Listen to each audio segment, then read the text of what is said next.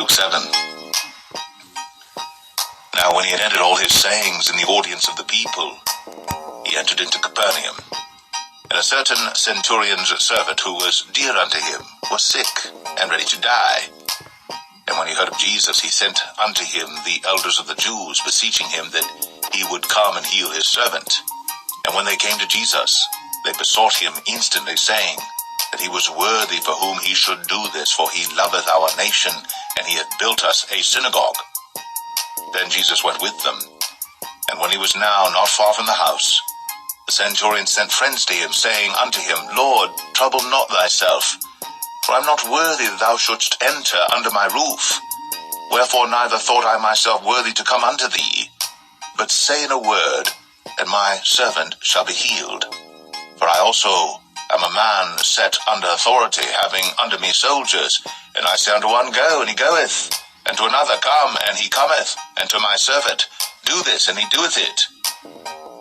When Jesus heard these things, he marveled at him, and turned him about, and said unto the people that followed him, I say unto you, I have not found so great faith, no, not in Israel.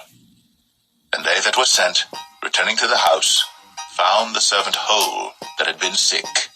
And it came to pass the day after, that he went into a city called Nain, and many of his disciples went with him, and much people.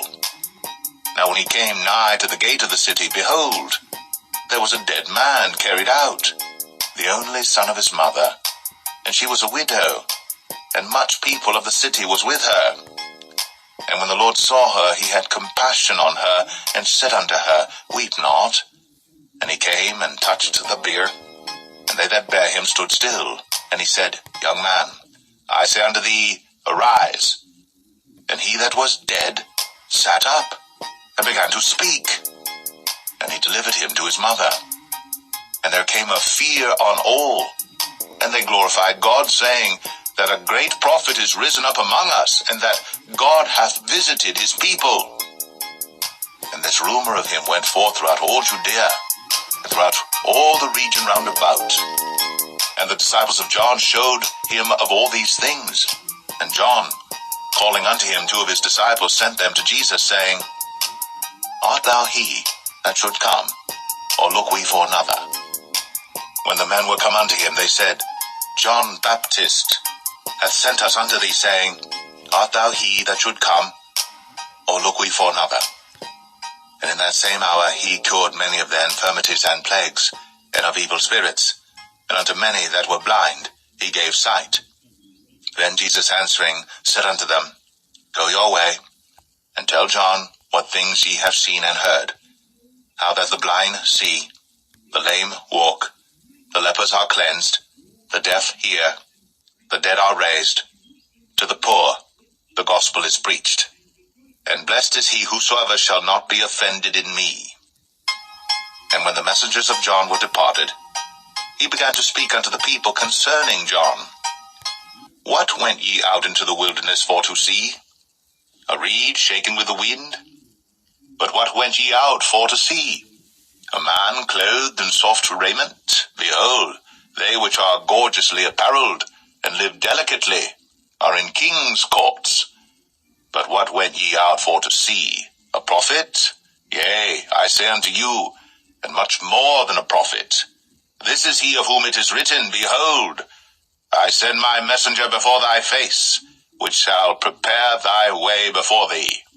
For I say unto you, among those that are born of women, there is not a greater prophet than John the Baptist.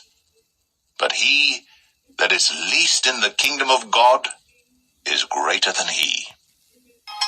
And all the people that heard him and the publicans justified God, being baptized with the baptism of John.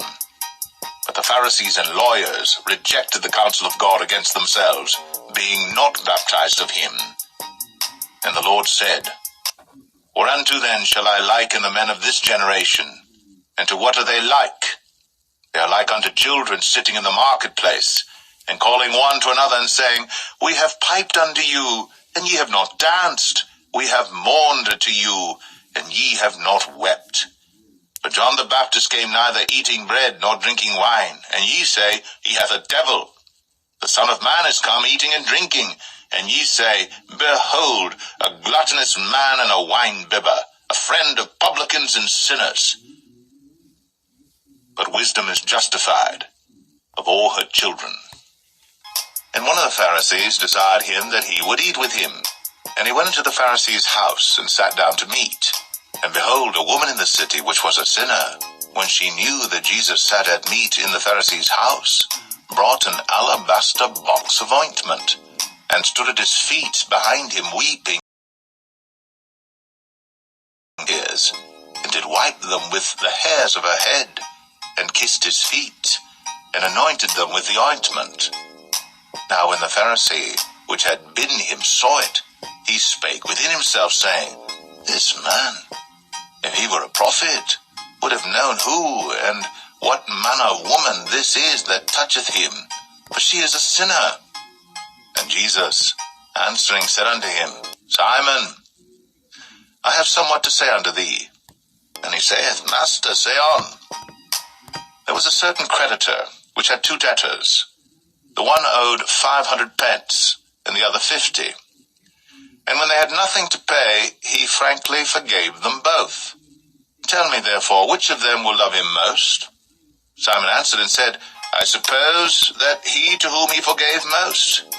And he said unto him, Thou hast rightly judged. And he turned to the woman, and said unto Simon, Seest thou this woman? I entered into thine house. Thou gavest me no water for my feet, but she hath washed my feet with tears, and wiped them with the hairs of her head. Thou gavest me no kiss, but this woman since the time I came in hath not ceased to kiss my feet. My head with oil thou didst not anoint, but this woman hath anointed my feet with ointment.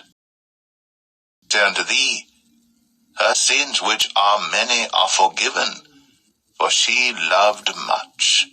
But to whom little is forgiven, the same loveth little. And he said unto her, Thy sins are forgiven. And they that sat at meat with him began to say within themselves, Who is this that forgiveth sins also? And he said to the woman, Thy faith hath saved thee. Go in peace.